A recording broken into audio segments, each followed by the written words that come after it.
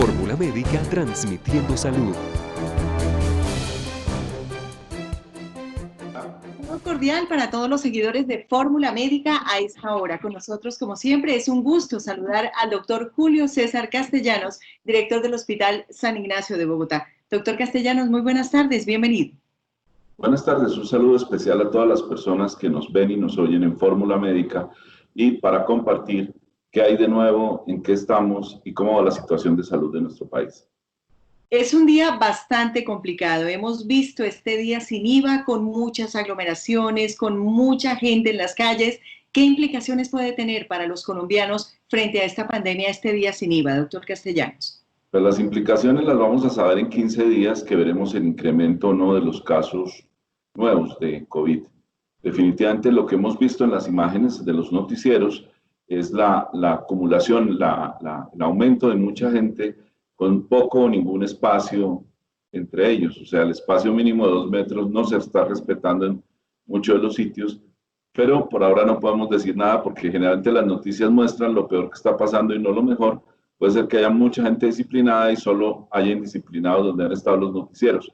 Pero en 15 días sabremos, porque recuerden que el ciclo de la enfermedad es de 14 días. Entonces, si esto genera un problema, lo vamos a ver en 15 días, que incrementarán los casos de COVID nuevos y las hospitalizaciones. Para entendimiento de la comunidad en general, ¿estamos en pico de contagio? Yo no entiendo cuál es el tema del pico. Pico es aumento y pues ahí estamos. El pico solo se sabe cuando bajen los casos y al día siguiente, o sea, cuando llevemos una semana que los casos van descendiendo, vamos a decir el pico fue tal, pero mientras no nos comportemos bien, vamos a contribuir a que ese pico siga subiendo. Entonces es algo que la gente lo está esperando, pero en vez de ajuiciarse, parece que estás al revés, desjuiciándose. En este momento es una época complicada por la temporada de lluvias, por los cambios climáticos. ¿Cuáles son las sugerencias que debemos tener en cuenta? ¿Hay mayor contagio en este momento con la presencia de lluvias y cambios climáticos? No, les recuerdo que en general la temporada de lluvias no tiene influencia en las infecciones respiratorias. ¿Por qué aumenta? Porque la gente en la temporada de lluvias tiende a cerrar las puertas, a cerrar las ventanas y a acumularse mucho más, a resguardarse para no mojarse. Entonces, esa cercanía es la que facilita la transmisión del virus. O sea, la lluvia en sí, para producir agua e inundaciones cuando llueve mucho, no produce infección respiratoria, pero genera unas condiciones que facilitan la propagación de la enfermedad respiratoria. O sea, siempre hay gripa todo el año. O sea, hay gente que le da gripa a comienzo, a mitad y a final. Pero cuando las temporadas de lluvia coinciden con esto, se ve es porque aumentan los brotes respiratorios en razón al comportamiento de la gente. Y es que en época de lluvia la gente tiende a estar más cerca y en espacios más cerrados, y eso facilita el contagio y por tanto los picos. Entonces, si hoy no llueve, al menos como está pasando en Bogotá, no hay problema. Pero si además de tener toda esta gente amontonada empieza a llover, se van a amontonar más en los sitios donde no llueva, debajo de los árboles o en los resguardos que hay en los alares, en los tejados, y eso va a facilitar. Porque si bien el tapabocas disminuye el riesgo, se sabe que es tapabocas más distanciamiento social. O sea, si a pesar de yo tener el tapabocas estoy muy cerca de las otras personas, hay más riesgo que cuando tengo tapabocas y distanciamiento, que es mucho menor. En este momento hemos escuchado a través de diferentes medios de comunicación las posibilidades que se dan con algunos medicamentos como la dexametasona. ¿Qué debemos saber de ese medicamento, doctor Castellanos? Que se usa primero solo y exclusivamente bajo fórmula médica y que en los casos de COVID está restringido al uso intrahospitalario. Puede que haya uno que otro paciente que el médico decida dárselo ambulatorio, pero no es preventivo.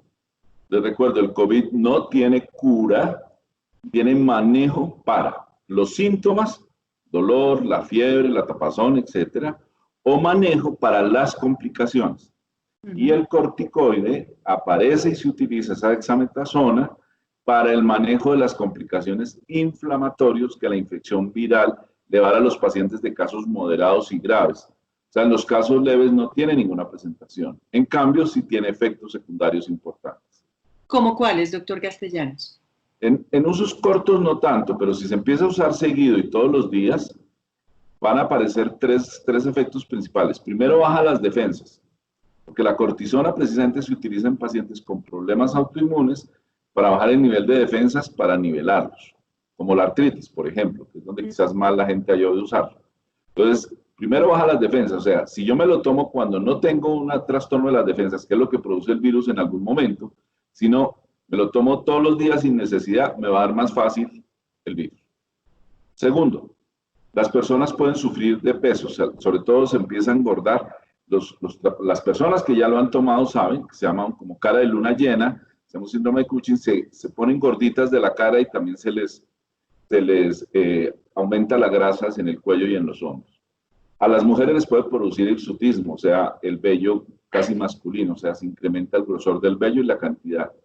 Y además puede producir otro efecto, que es efectos gastrointestinales, como úlcera, y daños ya cuando se toma demasiado sobre la suprarrenal, o sea, tiene muchos problemas, porque todo medicamento, entre mejor sea, más peligroso es.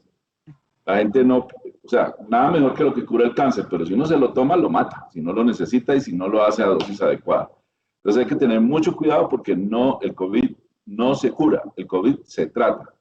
Y la dexametasona se utiliza para tratar casos moderados o graves, pero bajo vigilancia médica.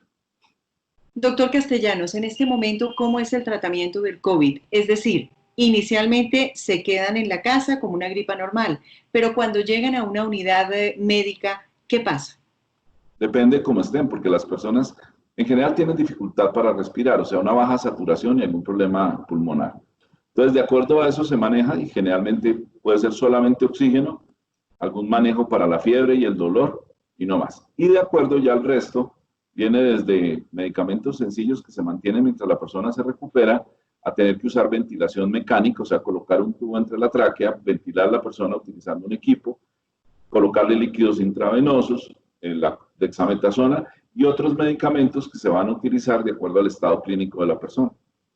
Nos están llegando inquietudes de los seguidores de Fórmula Médica y algunos de ellos preguntan, si estoy asintomático, ¿cómo puedo saber que tengo COVID? Nadie lo sabe, a menos que uno se haga una prueba, pero ojo con esto de las pruebas. Las pruebas de PCR, o sea, las pruebas que demuestran la presencia del virus y la infección, si uno está asintomático, tiene un nivel alto de falso positivo. Entonces, si yo me hago una prueba de esas y me sale negativa, no quiere decir nada. Si me sale positiva, quiere decir que tengo el virus. Ya después, si no me da tos ni me da nada, pues fue portador asintomático. Si entre 7 y 14 días después me aparecen positivos los anticuerpos, quiere decir que estuve en contacto y tengo defensas para el virus. Pero por eso todavía está muy cuestionado y no se ha definido el tamizaje. En Bogotá se iba a iniciar un tamizaje, pero por las condiciones de aumento de la enfermedad y de cada vez necesitar hacer más pruebas, no hemos podido arrancar, pero estamos pendientes que la alcaldía arranque y otras ciudades también lo han hecho, como se ha hecho en otros países. Lo que pasa es que el tamizaje es coger zonas, ubicar donde hay más personas con riesgo y empezar a hacer las pruebas precisamente y sobre todo para detectar portadores asintomáticos, o sea, personas que tienen la infección, pero no están teniendo síntomas o tienen síntomas muy leves y ellos a su vez van a difundir la enfermedad pues, de una manera más eficiente. Realmente cuando una persona se recupera de COVID-19, ¿se recupera de verdad, doctor Castellanos, Sí. o puede volver a caer? No, o sea, en medicina no digas jamás, nunca y nunca digas jamás. Hasta el momento, las personas que se han recuperado no se han reinfectado. Puede ocurrir que la persona tenga positivo, baje, desaparezca el PCR positivo y pueda salir por un tema del manejo del virus en el organismo. Pero en este instante no hay a nivel mundial casos de reinfección con la enfermedad. Y les recuerdo, el PCR podría volver a salir positivo si hay una nueva infección, pero como el organismo se defiende, no da la enfermedad. Y los anticuerpos van a seguir positivos, todavía no sabemos si toda la vida, 1 año, 2 años. Como esto es nuevo, solo pues, tenemos pacientes con anticuerpos positivos, pero no sabemos hasta cuándo se van a extender esa inmunidad natural que tiene el organismo. Permítanos insistir en el tema de fortalecer el sistema inmune. ¿Cómo lo hacemos? Haciendo ejercicio, tomando sol, comiendo, digamos, sanamente, y dentro de lo que llamamos sanamente, pues frutas, verduras, y en especial, pues alimentos que sean ricos en vitaminas, lo que es vitamina C, D y K, dicen algunos. O sea, esa suma ayuda a mejorar la respuesta inmune.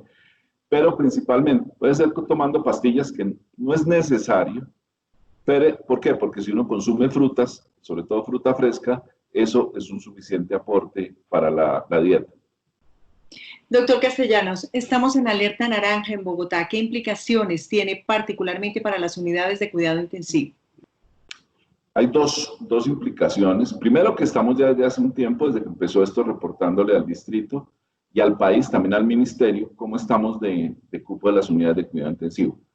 También se nos pidió ver qué expansiones podíamos hacer. Nosotros en este momento aumentamos en 8 camas de adultos para cuidado respiratorio con síndrome de dificultad respiratoria aguda. Está ahí el COVID, los positivos, los sospechosos y los negativos que tienen eso. Aumentamos 8 camas de cuidado intensivo en esta semana. Y pues hasta ahí llegamos porque no hay más ventiladores, no podemos duplicar nuestra capacidad que dependería de tener ventiladores.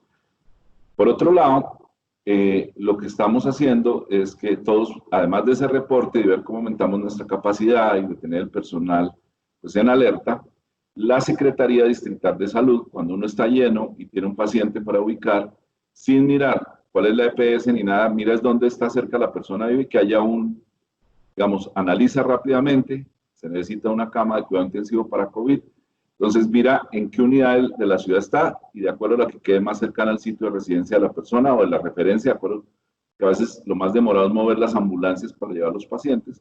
Entonces la Secretaría del CRUE ubica, independiente de cuál es la EPS, esa barrera del aseguramiento que sea para la referencia normal desaparece en este caso por la emergencia, en razón a la alerta naranja. Eso es lo que se llama que la Secretaría ha asumido el control de la referencia y contrarreferencia de los casos de COVID cuando se requiere cuidado intensivo. Y eso lo puede hacer cualquier Secretaría de Salud del país, porque eso está permitido por un decreto de los de emergencia que salió. ¿Ya en este momento considera usted que estamos listos para que este proceso de reactivación económica frente a estas circunstancias, con las unidades de cuidado intensivo, con las condiciones de la ciudad, siga avanzando o deberíamos frenarlo un poco? Porque desde luego hemos escuchado muchos comentarios de, primero, la economía o la salud. Es que no son contrarios. Yo creo que ese es uno de los errores de ponerse a decir que si economía o salud, porque al final la economía se está moviendo, se mueve menos que de costumbre, y es lógico. Es más, habrá actividades que la gente no va a hacer en la masa o en la costumbre, ¿por qué? Porque o tiene miedo o no tiene plata. Bueno, claro que eso de que no tener plata, lo de hoy lo está contradiciendo, pero en teoría, la economía se debe mover al ritmo de la vida, no la vida al ritmo de la economía. Ahí es donde viene el problema, cuando yo quiero poner teorías económicas por encima de la vida de las personas y su bienestar. Por eso son fácilmente compatibles. Lo que pasa es que quien no tiene experiencia en políticas públicas se inventa un mundo de la economía aparte de las personas. Y es absurdo. La economía es una ciencia social, no es una matemática, ni es nada preciso. Y es el resultado de las interacciones económicas que se dan entre las personas. Claro, lo que pasa es que tenemos disminuido el trabajo, la producción y una serie de elementos que se pueden ir abriendo juiciosamente. El tema es que yo creo que como íbamos, estábamos funcionando bien, con las aperturas graduales, con esto de las zonas en alerta naranja de Bogotá y todo, pero lo que ocurrió hoy sí me preocupa. Creo que ahí sí se les fueron las luces. Claro, de esto nadie sabe, hasta ahora estamos aprendiendo, pero creo que mientras dure el factor de riesgo tan grande y no tengamos la cantidad de unidades de cuidado intensivo por la falta de ventiladores necesaria, tendremos que hacer nuevos días sin IVA, pero virtuales, porque los presenciales tienen un riesgo grande, aunque no soy pesimista ni negativo. Por eso digo, esperemos los 15 días a ver qué pasó. De pronto no se aumenta tanto y yo estoy errado en este momento en lo que estoy diciendo. Doctor Castellanos, sugerencias finales para todos los colombianos, para todos los seguidores de Fórmula Médica, con respecto a qué debemos hacer de aquí en adelante frente a esta pandemia para evitar contagiarnos, para cuidarnos. O sea, vivir tranquilos, trabajar en nuestra actividad cuando se pueda, y si está, hacerlo bien, y vuelvo al eterno tema que empezamos desde antes, lavarse las manos con frecuencia, usar el tapabocas y mantener el distanciamiento social. En aquellas empresas o actividades que no se pueda mantener el distanciamiento social, pues los protocolos establecen unas normas de cómo debe ser la protección, los tiempos, el número de personas por área, etc. Ya en esta semana arrancaron las peluquerías, por ejemplo. Eso es importante. Y ahí hay un protocolo y lo están cumpliendo. Al final, tenemos que prepararnos para vivir con COVID. Eso es claro. Como les dije antes, nada de vacuna aún. ¿Cuándo estará la vacuna? Cuando esté. Mientras no haya vacuna, tenemos que seguir viviendo y eso significa estudiar, trabajar, amar, ser amado, recrearse, moverse con el virus, teniendo en cuidado esas normas esenciales de las que hemos hablado tanto. Doctor Julio César Castellano, director del Hospital San Ignacio de Bogotá, muchísimas gracias por atender como siempre esta invitación de Fórmula Médica. Con mucho gusto y recordemos, la salud está en nuestras manos, las manos que se ponen el tapabocas y las manos que se lavan.